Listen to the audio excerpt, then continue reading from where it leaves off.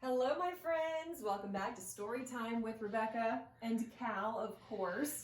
We have a really silly book to read today that I picked up from our local library. I just love going in there and scoping through the shelves and finding out what kind of new stories are out there that my kids are going to enjoy. And this one is called Moose on the Loose. It is silly, it's fun. Let's dive right in.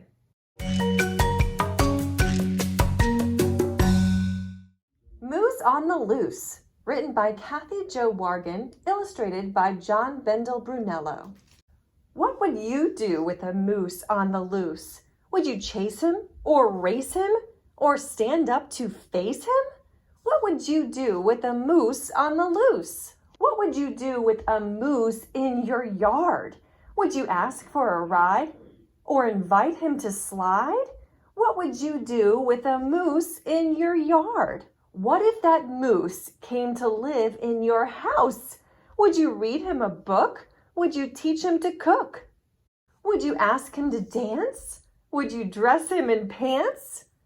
What would you do with a moose in your house? Now, what if that moose went upstairs to your room? Would you share all your toys? Would you make lots of noise? Would you play hide and seek? Do you think he would peek? Would you beat him at chess?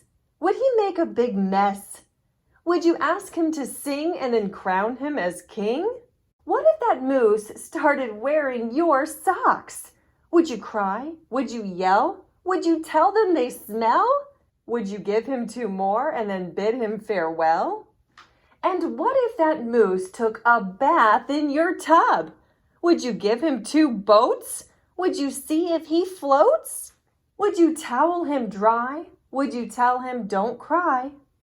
Would you find him pajamas and then feed him pie? What if that moose went to sleep in your bed? Would you tuck him in tight?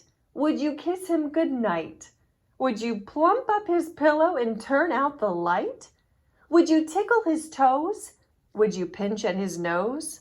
Would you shout, "This is it, you are too big to fit"? And what if that moose says to you the next day, "I think I will stay"? Would you chase him away? Would you say it's okay? Then go ask your mother. She has the last say. And that is my favorite part of the book because kids always remember your mother has the last say every single time. I hope you subscribe to Storytime with Rebecca and Cal and be sure and like this page. We've got more great stories coming your way.